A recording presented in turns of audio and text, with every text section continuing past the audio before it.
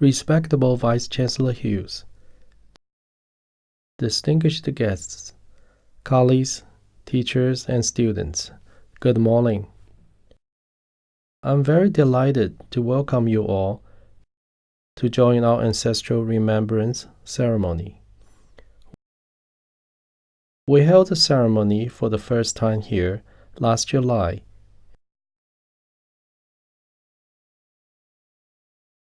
and everyone had enjoyed the event. Time really flies. A year has passed,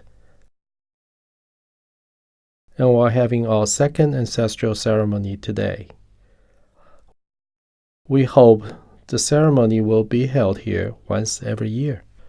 The significance of the ancestral ceremony is to remember our ancestors and pay respect to their kindness.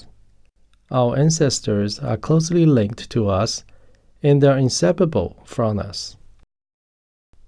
Our existence is owed to our ancestors. The invaluable wisdom and experience that they passed on to us have guided our life. This is tremendous kindness of our ancestors. Ancestors of all races and the saints of all religions in the world pass on to us the ethical and moral education, the education of causality, and the teaching of saints.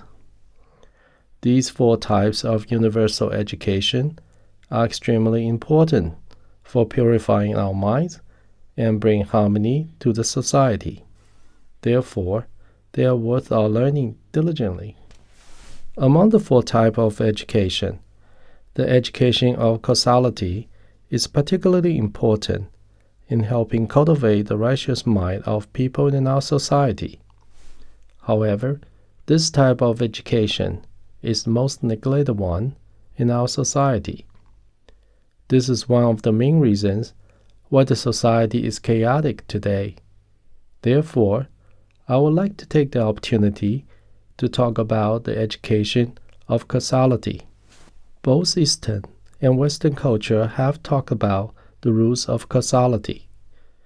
Due to the time constraint, I can only give brief introduction to the rules of causality. 1. The cause and effect correspond to each other. The cause and effect share the same attributes. Good cause will naturally result in good effect, whereas bad cause will certainly induce bad result. It will not be mixed up. The ancient book of history in China, Shangshu, said, if one favors righteousness, he will enjoy good fortune. If one follows the evils, he will induce misfortune. This is like shadow following the object, and echo responding to sound. Similarly, in Christianity, it is said, evil pursues the sinners, but to the righteous good shall be repaid. In Judaism, it is said, there shall no evil happen to the just, but the wicked shall be filled with mischief. In Hinduism, it is said, none who performs good deeds come to an evil end. In Islam, it is said, whoever does a good deed, it is for his own self, and whoever does evil, it is against. 2. It takes time to ripen. From cause to consequence, it will take a period of time to show the effect. It is like planting a seed. It will take a period of time for the plant to grow before it blossoms and bears fruits. It will not instantly bear fruits. By the same token, when the bad or good deeds are committed, they will not immediately show the consequence. It will take a rather long time for them to show the consequence. Many people do not believe in causality because they do not understand the rationale behind it. People oftentimes sees the kind people not being reciprocated with good rewards, and the wicked people not being punished with retribution. On the contrary, some good people come across misfortune, and some wicked people end up enjoying good fortune. As such, people start to deny the notion of causality. In fact, this is caused by one short-sighted view.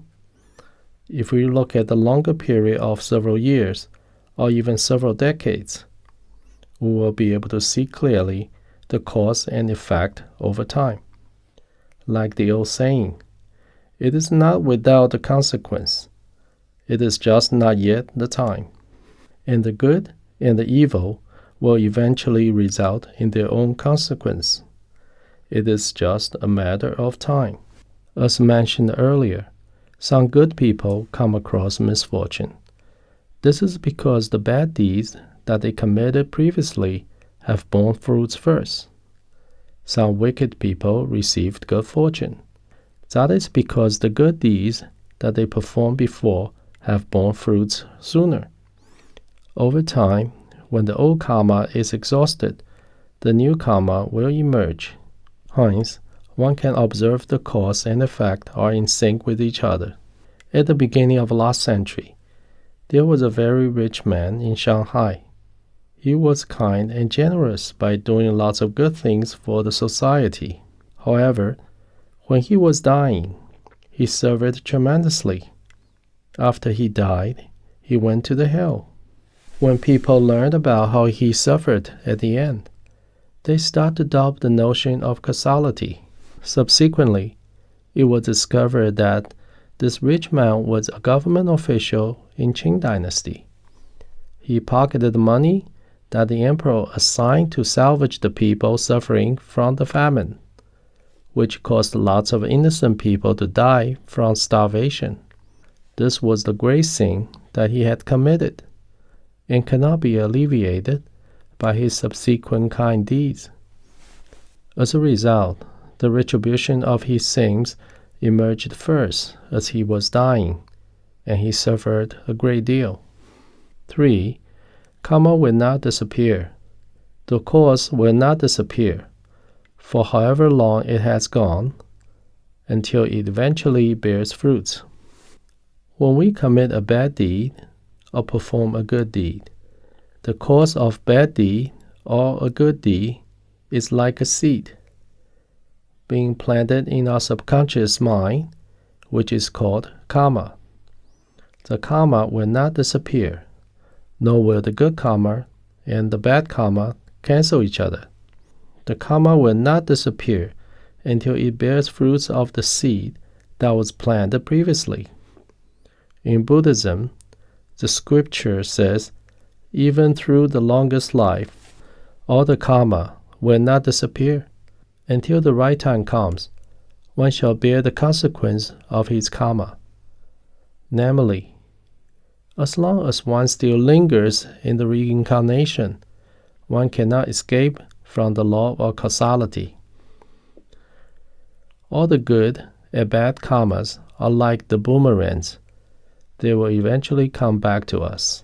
In Catholic, one of the Psalms quotes, "His evil intent recoils upon his head. His wicked design comes back in his face." In Christianity, it is said, "The evil deeds of a wicked man ensnare him. The cords of his sin hold him fast. And God will give each person according to what he has done." In Judaism, it is said, "Whoso diggeth a pit shall fall therein, and he that rolleth a stone, it shall return upon him." In Buddhism, it is said, "If one speaks or acts with an evil mind, suffering follows him just as the wheel follows the hoofprint of the ox that draws the cart. And if one speaks or acts with a pure mind, happiness follows him like a shadow that never leave him. In Hinduism, it is said, everybody reaps the fruit of his own deeds. 4. Transformation will change the effect. From cause to effect, there could be change in the magnitude of the effect. Good karma and bad karma cannot offset each other. However, they can affect each other to induce different results. The subsequent good karma will be added on top of the previous good karma to repress the emergence of the bad karma. Same rules apply to the bad karma. Namely, if one continues to commit sins on top of the bad karma that he has already accumulated, it will aggravate the bad karma that he will suffer. On the contrary, if one makes effort to accumulate merits of good deeds after committing the bad karma, one will alleviate the degree of bad karma in the future. By the same token, if one continues to perform good deeds after having accumulated good karma, it will strengthen the merits in the future. If one commits bad karma after accumulating good karma, it will adversely affect the future merits.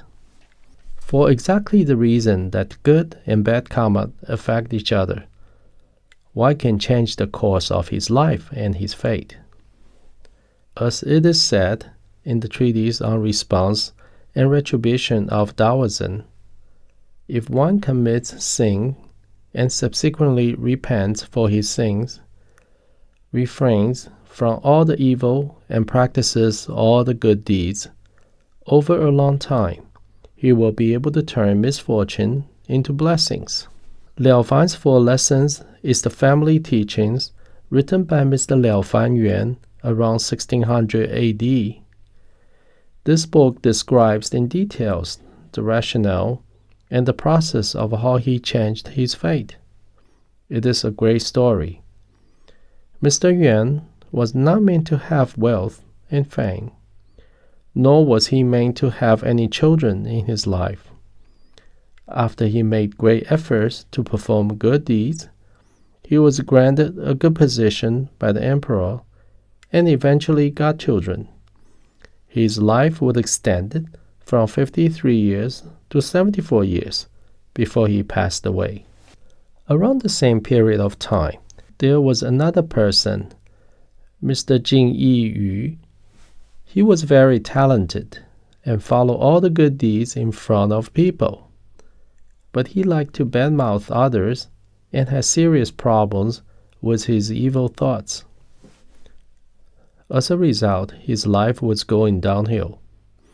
He was not only unable to obtain the recognition from the emperor, but also suffered from losing 4 sons and 3 daughters who died at young age.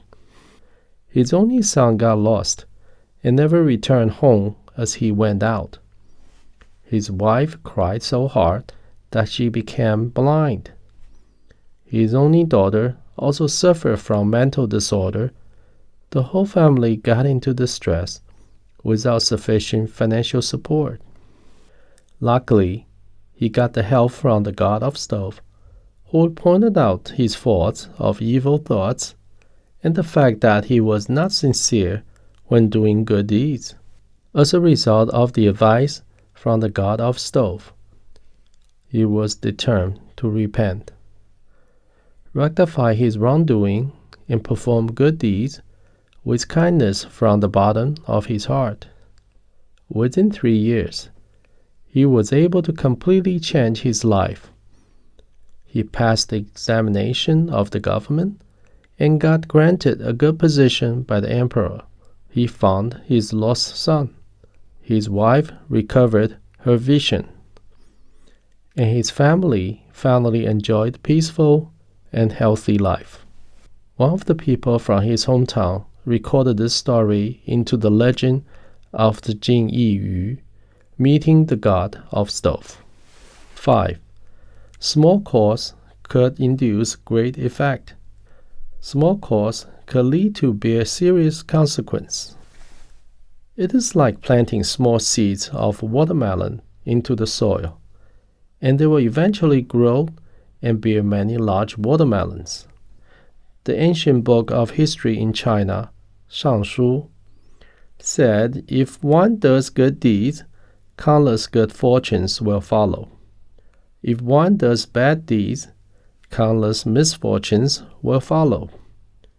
In Quran, it is said, whoever brings a good deed shall have 10 times the like thereof to his credit, and whoever brings an evil deed shall have only the recompense of the like thereof. In Buddhism, it says that giving one thing to others will entail 10,000 times of rewards in return. All these examples give us evidence of small cause could lead to serious consequence. Why would there be phenomenon of small cause generating serious consequence? The rationale is the creation of karma is through our thoughts, and the formation of our thoughts is very fast. In Buddhism, the Sutra of Bodhisattva, dwelling in the womb, indicates that with a snap of finger, there are 3.2 trillions of thoughts being formed. Each one of the thoughts generates substance, and each substance has consciousness. Simply because the speed of generating the thoughts is so fast that lots of karma are formed within a very short period of time. All of these karmas will eventually lead to consequence that we have to bear. As the karmas are added on top of one another, the accumulation of karmas will increase the degree of consequence that we have to bear, and the length of time in bearing the karma will be extended in the future as well. The manifestation of small cause leading to great effect is that the cause will generate 3 kinds of karma, such as the immediate karma, the core karma, and the lingering karma. If the good or bad karmas are very serious ones, one will induce the effect to emerge immediately, which is called immediate karma or flower karma. This immediate karma is not the most serious one. The most serious one is the core karma, which usually occurs in the next life. In addition, there will be lingering karma in the longer term. This is like dropping an object into water to cause ripple. The effect will linger for a long time. The lingering karma will pass on the fortune or misfortune to the descendants. As the Book of Change indicates that the family with accumulation of merits will have lingering blessings, and the family with accumulation of evils will have lingering retribution. This is also the evidence of lingering karma. Exactly for the reason that small cause can lead to great effect. It is said in Buddhism that bodhisattvas are fearful about the cause, and the ordinary people are fearful about the consequence. The bodhisattvas are enlightened people. They fully understand that committing evil cause will generate serious karma. Therefore, they are extremely cautious about not committing any negative cause. As for the bad karma, that is the result of the bad deeds committed in the past. Once negative karma is exhausted by bearing the consequence, one should not be fearful. Hence, the bodhisattvas will calmly accept the karma as they emerge and will not suffer from them. On the other hand, the ordinary people are distracted with confusion. They know the bad karma is terrible and try to escape from them, without knowing that stopping the generation of bad cause is the only solution to shy away from the bad karma. As the ordinary people suffer from the bad karma, he will generate more evil thoughts, which will continue the vicious cycle of generating even more bad karma. The ending of his life will be terribly miserable, and the suffering will be endless. This is what the Buddha and Bodhisattva describe as the pitiful people. All the above was simply citing some simple rules of causality for your reference. When one fully understands the rules of causality, one will not dare to commit any sins and will make great efforts to do good things. As the famous scholar in the early Qing dynasty, Mr. An Shizhu, indicated, if everyone believes in causality, the country will enjoy stability and prosperity. If everyone disregards causality, the country will fall into chaos. I sincerely hope that by learning and promoting the education of causality that is passed down to us from our ancestors, we will be able to help purify our minds, to bring harmony to the society, and to achieve world peace eventually. This is the best way to remember and respect our ancestors and to repay the kindness of our ancestors. This will also be the greatest reward of our ancestral ceremony. May we encourage one another with these best wishes for many years to come. Lastly, I would like to wish you the joy of good health, happiness, good fortune at all times, wisdom, and longevity. Thank you very much.